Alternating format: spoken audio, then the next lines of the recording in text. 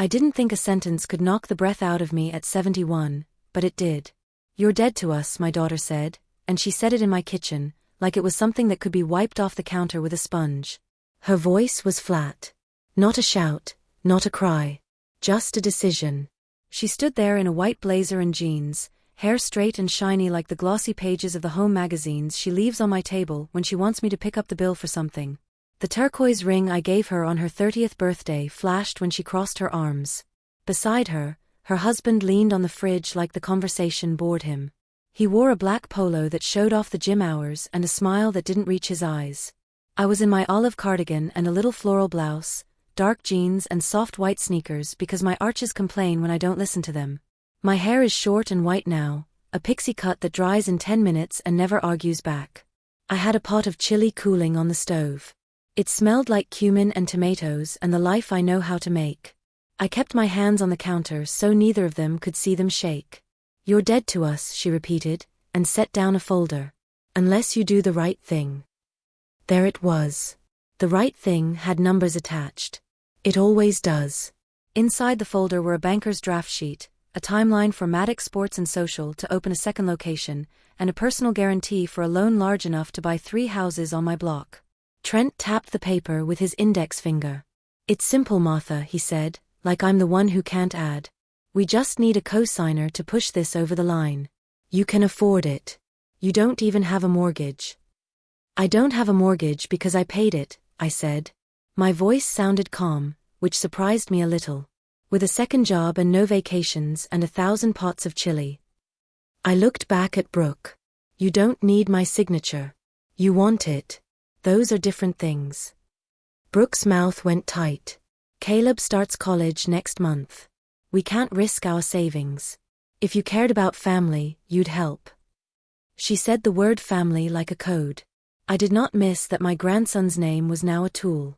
He is 20, smart with numbers, soft with dogs, and he calls me Nana in public without shame. I kept the picture of him in my mind, not the picture of my daughter, because one warmed me and the other chilled. "I do care," I said, "which is why I won't put my house or my savings under your bar's liquor shelf." I tried to smile. It didn't land. Trent sighed like a man being patient with a child. "You're being dramatic," he said. "You sign the paper, we make payments, everybody wins." "That's not how guarantee works," I said. "I used to teach 4th graders. I know how to define words." Brooke's ring clicked against the counter. "We've carried you for years," she snapped. "Rides to the doctor. Groceries when you forgot your wallet. Watching the house when you go on those little trips with your church ladies." She curled her lip at the word church like it smelled bad. I set my jaw. "I drive myself more days than not," I said. "And the grass mows itself when Trent's truck is parked at the gym." It slipped out. It needed to. Trent's smile fell off. Brooke looked at him and then back at me. Something hard flashed over her face. "Sign it," she said, tapping the folder. "Or you don't see us again. You won't meet our next baby. You won't get Sunday dinners. You won't get calls. You are dead to us." I said nothing for a long beat, because sometimes silence is the only tool that works. I thought about the night her father died on the highway when a truck jumped the divider. I thought about the way Brooke slept, face down like a little starfish, while I sat on the floor of her room and tried to learn how to keep breathing. I thought about the way I sewed name tags into her camp clothes, the way I paid off braces a little at a time, the way I sold the good china to keep the lights on when the school district cut hours. I thought about how love does not protect you from someone else's greed. It just gives you a better reason to stand up straight when greedy people push. "I won't sign," I said. "And I won't be threatened in my kitchen." I reached into the drawer and took out the spare key I had given them last winter, in case of emergencies. I set it on the counter. "You've turned yourselves into an emergency." Brooke's eyes went thin like a cat's. She snatched the key. Trent laughed without humor. "You'll regret this," he said. They walked out. The chili cooled. The house got very quiet. I stood there and felt the ache roll through me, the kind of ache you get when you start a long walk in shoes that rub. It doesn't kill you. It just makes you pay attention. I washed the pot, dried it, and set it upside down to prove to myself the world still held. Then I went to the whole desk where I keep the folder that matters. The one with the title, If I Need It. I have been adding to it since the year I found a lump and waited 3 weeks for the result. It holds copies of my deed, my bank list, my passwords in my own crooked handwriting, and the card from my attorney, the woman who handled my husband's estate when my hands could barely hold a pen. Her name is Paula Kendrick. She wears flat shoes and kindness like armor. I called Paula. Her assistant put me through fast because that's what happens when an old client says, urgent, with a voice like a cracked plate. Paula said hello, and I sat down because my knees had given up pretending they weren't shaking. I told her everything. I didn't make Brooke meaner than she was. I didn't make myself kinder. I told the truth the way the truth deserves to be told, straight, without sugar. Paula listened. She took notes. I could hear the scratch of her pen. When I finished, she blew out a slow breath. Okay, she said. First, I'm sorry. That's cruelty, not confusion. Second, we will protect you. Third, we will set the terms of your life in writing so no one can bully you with family. Can you come in tomorrow at 10? Yes, I said. I looked down at my cardigan and thought of changing into something sharper. Then I thought no. I will show up in the clothes I fight in. After we hung up, I sat with my phone in my lap until the screen went dark. I played Brooke's words in my head. You're dead to us. The sentence had edges. Edges can be useful. I opened my messages and scrolled through months of little cuts I had shrugged off while trying to keep the peace. Texts about money. We're short until Friday. Can you cover the deposit and we'll fix it next week? It's just $400. What's the big deal? I took screenshots. I saved a voicemail from Trent saying, it's not like you'll be around forever, Martha. Don't you want to see your family happy while you can? He laughed at the end. He laughed. I made a list. Call Donna, credit union. Remove authorized users if any. Call Pastor Ray, ask him to be my medical proxy if needed, not Brooke. Update will. Move house to revocable trust if Paula agrees. Leave letter for Caleb. That last one made my throat hurt. I wrote it anyway. I wrote his name and left the rest blank because I wasn't ready yet to decide what love looks like when it has to choose sides. It rained that night. Not a storm, just a steady fall that made the street smell clean. I slept in fits. At 3 a.m. I got up and made tea because sleep wasn't happening and I never met a kettle I couldn't control. I stood by the sink and watched the dark. I talked to my husband the way I do when I need him to be in the room and only the air is listening. You would have thrown him out, I said. You would have laughed first and then thrown him out. I smiled into my tea. I'm not throwing. I'm building. In the morning I put on a blue sweater and black slacks and the brown flats that don't pinch. I tucked my short white hair behind my ears. I put the folder labeled If I Need It in my tote with a pen that doesn't skip and a granola bar because I forget to eat when I'm mad. At the credit union, Donna clacked at her keyboard and then looked up at me over her glasses. No authorized users, she said. But I can put a note on your profile that no one else is to receive information. Not even family. I nodded. She printed the note and had me sign. I liked the way my name looked in blue ink, steady. At 10, I sat across from Paula at her oak desk. Her office smells like paper and lemon oil. She poured me water without asking and pushed a little plate of peanut butter crackers toward me. First, we move your house into a revocable living trust with you as trustee, she said. That means if anyone tries to come for it with a business plan and a smile, they hit paper, not you. Second, we update your will. Third, we add a no contest clause.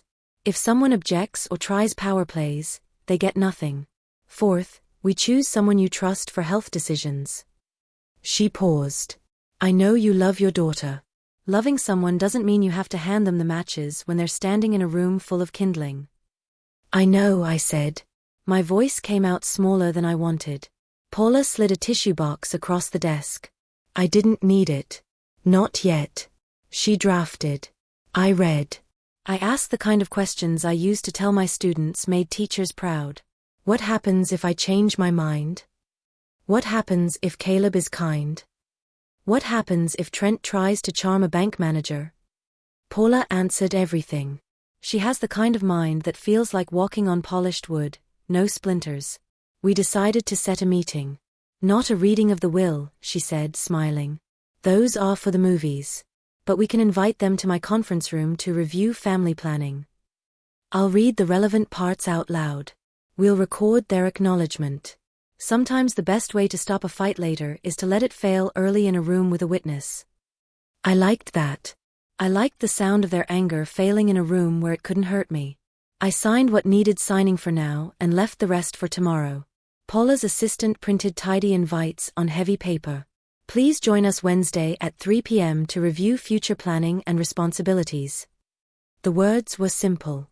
The message was not. I drove home slow, past the grocery store where the checker calls me hon, past the park where the maples lean in like neighbors sharing a joke. On my porch, I sat with a stack of envelopes and a black pen. I wrote Brooke's address in my careful hand. I wrote Trent's name on his. I held Caleb's a little longer. Then I stood, put on my olive cardigan because the wind had a bite, and walked them to the blue mailbox at the corner.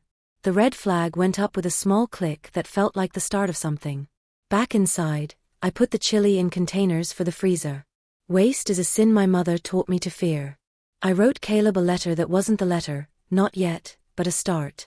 I love you. You are not responsible for other people's choices. Come by if you want a sandwich or a place to sit quietly. I set it aside. I don't know if I'll send it. Sometimes love is a letter you keep in a drawer until after the storm. On the hall table, my phone buzzed. A text from Brooke. Do not play games with us. No hello. No punctuation where it belonged. I didn't reply. The next buzz was Trent. Don't embarrass yourself. I smiled. I'm hard to embarrass, I said aloud to the empty room. The room agreed. That night I laid out a forest green dress I hadn't worn in years, soft wool that makes me feel like a tree that survived winter. I set my pearl studs on the dresser, the small ones my husband bought when we could not afford them and did anyway because he knew sometimes a woman needs something that gleams. I took a slow shower and stood in the steam until my shoulders dropped back into place. In bed, I said my prayers. I added an extra one for Caleb. I added one for Brooke, even if she wouldn't want it from me. I slept. The next morning, Paula's office sent a calendar invite with the subject line Family Planning Review. I clicked accept. I watched the little checkmark appear. It looked like a door swinging shut. On the counter, the chili containers cooled. On the chair, my green dress waited. In the quiet, I felt a strange kind of peace. I had been declared dead. I was planning my life. I wondered how my daughter would breathe when paper did what I had done all my life, stand up. The day of the meeting came fast, though the waiting dragged in that way time always does when you know something sharp is coming. Wednesday at 3. It was written in black ink on Paula's stationery, and every time I walked by the hall table, I saw it. Brooke didn't text me again after her warning, but Trent left a voicemail at midnight on Tuesday. His voice was low and angry. If you go through with this circus, Martha, don't expect us to come back. Ever. Don't expect birthdays, holidays, nothing. He hung up like the sound of silence would scare me. I replayed it once, then saved it. Evidence doesn't spoil. That morning, I got up earlier than usual. I set the kettle on the stove, brewed my tea strong, and watched the sun lift itself over the trees in the backyard. My olive cardigan was folded on the chair, but I reached for the green dress instead, the wool one that felt like armor. I pinned back my white pixie hair with 2 silver clips, slid in the pearl studs, and looked in the mirror. My reflection wasn't beautiful, not in the way magazines care about, but it was steady. A steady face is harder to break. By noon, I had packed a folder. Inside was my ID, the documents Paula had asked me to bring, and the screenshots and voicemail I had collected. I slipped in Caleb's half-written letter too, not because I meant to show it, but because sometimes carrying love is the only way to keep your hands from shaking when hate is loud. I ate toast and fruit at the kitchen table, then sat very still for an hour, letting quiet fill the corners. At 2, I drove to Paula's office. The streets were busy, people living their regular Wednesdays, carrying groceries, hurrying to appointments. I wanted to roll down the window and shout, "Do you know what's about to happen?" But I kept the window up. This wasn't for the world. It was for me. Paula's office is in a brick building with brass railings and wide windows. Inside, the air smelled faintly of lemon and ink. Her assistant, a young man in a navy suit, greeted me with a warm smile and led me to the conference room. The table was long, polished oak, and the chairs high-backed, like a courtroom without the gavel. A pitcher of water and glasses sat neatly in the center. I took the seat closest to Paula's chair, folded my hands, and breathed slow. Brooke and Trent arrived 5 minutes later. She wore a cream-colored blouse with gold earrings that flashed under the overhead lights. He was in a gray suit, too sharp for an afternoon meeting, like he thought intimidation came from lapels. They walked in without looking at me. Brooke sat across from me, eyes cold. Trent took the chair beside her, leaning back with his arms crossed. Paula entered last, in her flat shoes and slate blue blazer. She carried a thick folder. "Thank you all for coming," she said calmly. Her voice was smooth, like water over stones. "Today is a review of planning and responsibilities. This is not a debate. It is a reading and acknowledgement." Brooke scoffed lightly.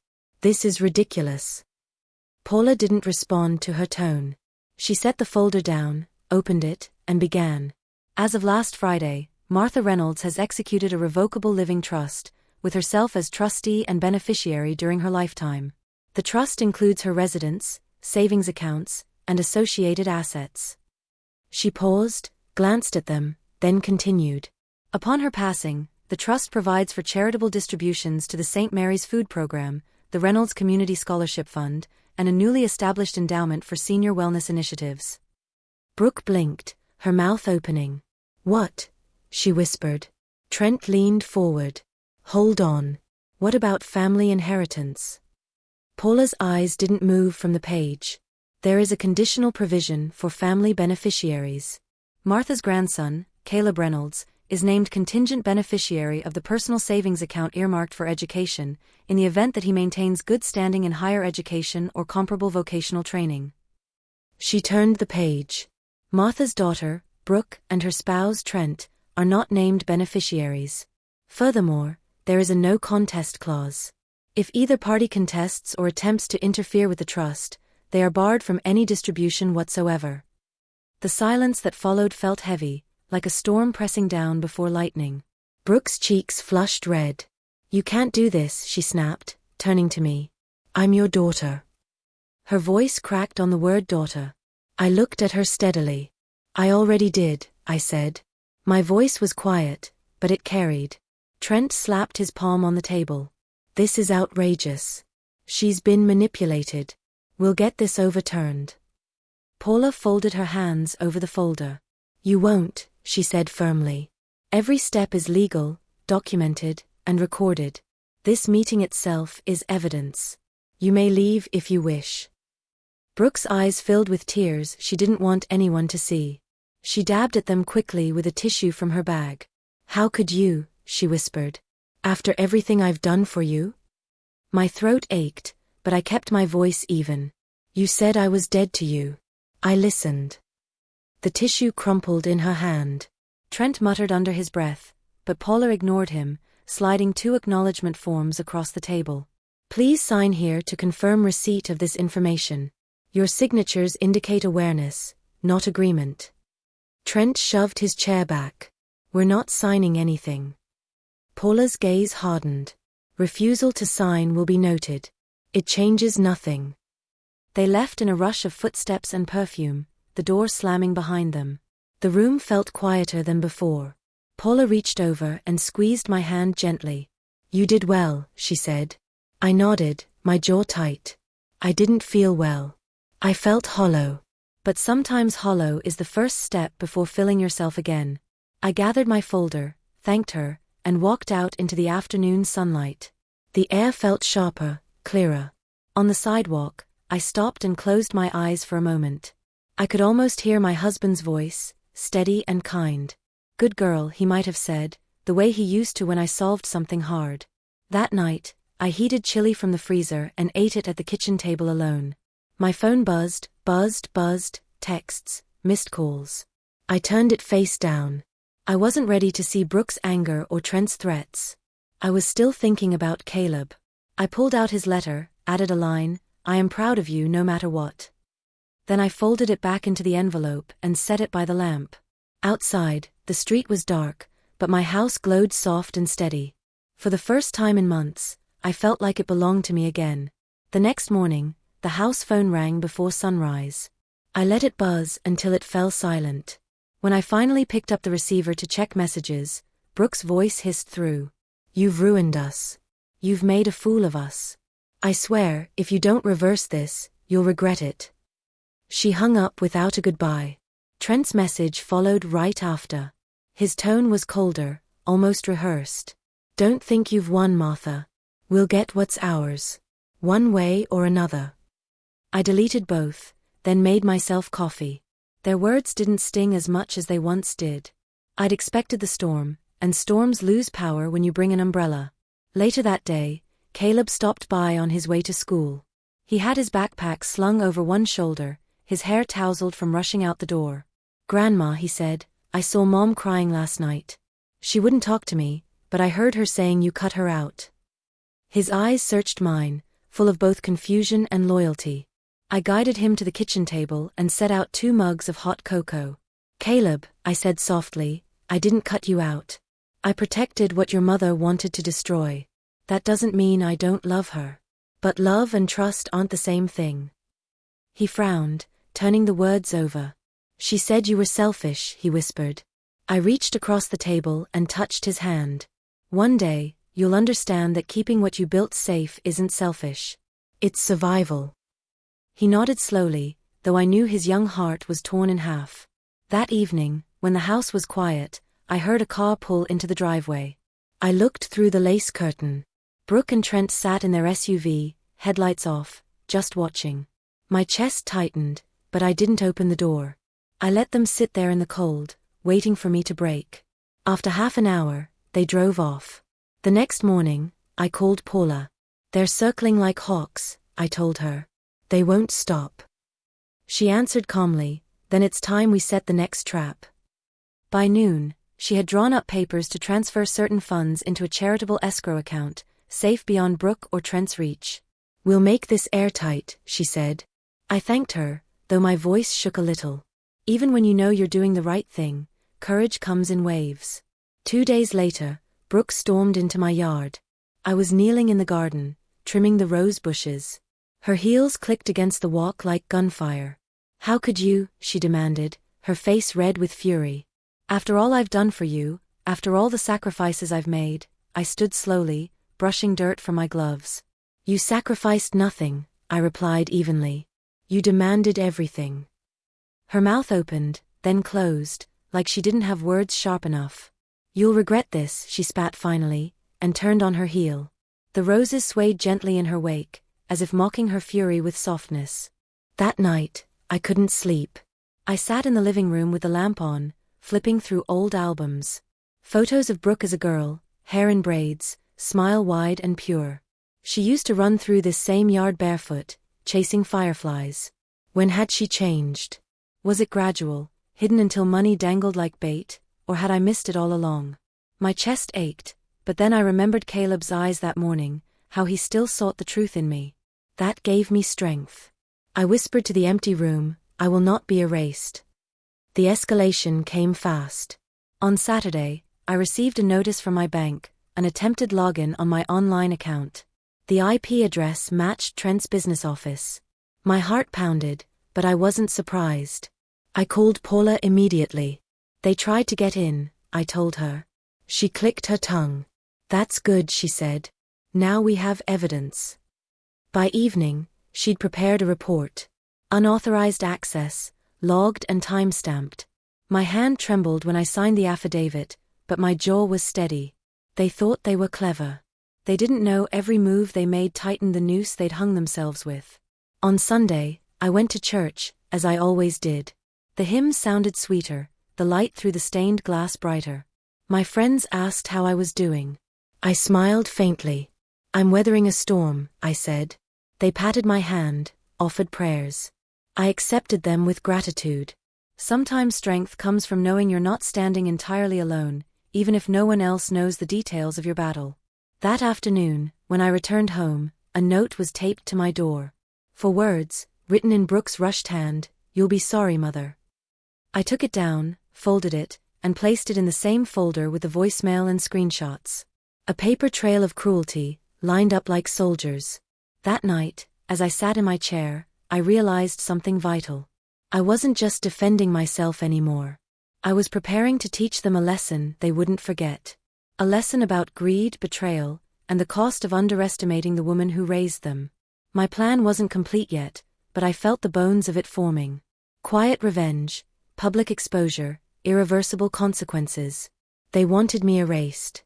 Instead, I would make sure their names carried a stain no amount of money could wash away. When I turned off the lamp, the house fell into darkness. But inside me, a light flickered steady and unshaken. I whispered into the silence, "The time is coming." And for the first time in weeks, I fell asleep with a calm heart. The following week began with silence, the kind that hides teeth. Brooke and Trent didn't call, didn't show up, didn't send letters. I knew better than to believe it was peace. It was plotting. On Tuesday afternoon, Paula called. "Martha, you need to come in. We've received notice that a petition is being drafted against you." My stomach tightened, though my voice stayed steady. "On what grounds?" Paula sighed. "Mental incompetence. They're trying to paint you as unfit to handle your own estate." For a moment, the world tilted. I gripped the phone hard. "They're trying to put me away?" Paula's voice sharpened. "They won't succeed. But we're going to make sure this attempt becomes their undoing." That night, I pulled out the folder again. Inside were all the small cruelties: Brooke's message telling me I was dead to her, Trent's midnight threats, the bank notice of attempted access, the note taped to my door. I spread them across the kitchen table. The papers glowed under the lamp like puzzle pieces, each one leading to the same picture: betrayal wrapped in entitlement. I pressed my palm down flat on the table. "Not this time," I whispered. I'd been a wife, a mother, a grandmother. I had endured losses and buried loves. But I would not let my life's work end as their playground. The next morning, I met Paula at her office. She had a neat stack of documents waiting. "We'll request a formal capacity evaluation, performed by your physician," she said briskly. "The results will confirm what I already know: you are perfectly sound. Meanwhile, we will prepare a counterpetition with all this evidence you've collected." She tapped the folder I had carried in. "Their greed is digging their own grave." I signed where she pointed, my pen strokes clean and strong. "Let them come," I murmured. "I'm ready." Word must have reached them quickly, because by Friday, Brooke stormed into my yard again. She wore black sunglasses, but I could see her eyes flashing. "Do you have any idea what you've done?" she shouted. Neighbors peeked through curtains, but I stood firm on the porch, arms crossed. "I've protected myself," I replied. "And if you keep pushing, you'll find out what real consequences look like." She ripped the glasses off, tears streaking her face. "You're destroying your family." Her voice cracked on the word family. I steadied my breath. "No, Brooke. You destroyed it the moment you told me I was dead to you." She flinched like the words had slapped her, then fled back to the car where Trent sat gripping the steering wheel. They drove off without another word. The following Monday, the evaluation was scheduled. My doctor, an older gentleman who had known me for years, sat across his desk, asking me questions, running simple tests. "Martha, you're sharper than most 60-year-olds I see," he chuckled, signing the form with a flourish. "I'll be clear in my report: you're more than competent." Relief washed through me, but beneath it, something colder stirred: satisfaction. Brooke and Trent thought they could erase me with lies. Instead, they had handed me a chance to expose them. That evening, I received an email from Paula. Attached were court documents Brooke and Trent had filed, claiming I was confused, unstable, and being manipulated by outside parties. Reading the words was like swallowing ice, but I pushed through each page. At the end, I placed my hand over the monitor and whispered, "You've written your own confession." Because in their eagerness, they had described things that could only be lies, lies that would crumble under the weight of my records and Paula's testimony. The court date was set for 2 weeks later. I spent the days leading up to it preparing. Caleb visited often, bringing schoolbooks and homework, trying to distract me. One evening, as we ate spaghetti together, he asked softly, "Grandma, are you scared?"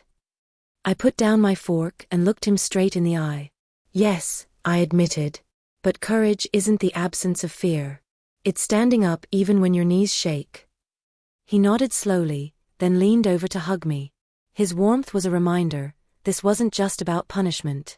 It was about leaving a legacy of strength, not surrender. When the day came, I dressed in a navy skirt suit, simple but commanding, my silver hair neatly combed back. Paula met me at the courthouse steps, her briefcase in hand. "Are you ready?" she asked. I nodded once. Inside, the air smelled faintly of varnish and old paper. Brooke and Trent sat at the opposite table, whispering furiously, their faces tight with nerves. Brooke's eyes flicked toward me once, then away. She looked older than she had just weeks ago, as though her greed had aged her overnight. The judge, a stern woman with sharp glasses, called the session to order. Brooke's lawyer began with grand claims, that I was unstable, easily confused, vulnerable. Each word felt like acid, but I kept my face calm. Then it was Paula's turn. She rose smoothly, laid out the doctor's evaluation, the bank records of attempted theft, the threatening messages. She played Trent's voicemail aloud. His voice filled the courtroom. "Don't think you've won, Martha. We'll get what's ours. One way or another." Gasps rippled through the benches. Brooke's face went pale. The judge's brows knit together, unimpressed with their side's narrative. When it was my turn to speak, I stood slowly, gripping the edge of the table for balance. My voice was steady, quiet but unshakable. I am not confused. I am not unstable. I have lived 78 years, built a home, buried a husband, raised children, and worked until my hands ached. I know what betrayal looks like. And it looks like being told you are dead to your own daughter because you would not hand her everything. My throat tightened, but I pressed on. I will not apologize for protecting myself, or for choosing integrity over entitlement. The judge leaned back in her chair, silent for a long moment. Then she spoke. "The evidence is clear. The petition is denied. This court finds no grounds for conservatorship or interference." Her gavel came down sharp. "Furthermore, the petitioner's actions may warrant further inquiry." Brooke gasped audibly, her hand flying to her mouth. Trent muttered a curse under his breath. Paula's hand brushed mine under the table, a small gesture of victory. When I walked out of that courtroom, the sunlight felt warmer than it had in months. The fight wasn't over. I knew Brooke and Trent would try again. But the tide had shifted. They were on record now, exposed for the snakes they were. And I? I was still standing, stronger than ever. As Paula said quietly at my side, "We've only just begun." 2 weeks after the court victory, Paula called me into her office. Her voice carried that rare note of excitement I had learned to trust. "Martha," she said as I sat across from her, "I think it's time we finalize your new will. We've been dancing around it, making small moves to protect your assets, but after what they tried to pull in court, it's time to settle this once and for all." I nodded, my hands folded tightly in my lap. "Let's do it," I said quietly. We spent hours drafting the details. Every account, every property, every piece of jewelry that held meaning. Paula was meticulous, her pen scratching across the pages as she explained each clause. My estate would no longer hang in the balance of Brooke's greed or Trent's arrogance. Instead, it would be safeguarded by the people who had truly been loyal: Caleb, my church's community fund, and a scholarship foundation I had long dreamed of establishing for young women who wanted to study law. By the end, Brooke and Trent's names had been stripped completely. Not a cent, not a scrap. It was more than punishment, it was justice. When the day came for the will to be read, I didn't tell Brooke or Trent in advance. Paula handled everything with the precision of a conductor guiding an orchestra. The meeting was scheduled at the law office downtown, the kind of place with polished wood floors and the faint scent of leather and old books.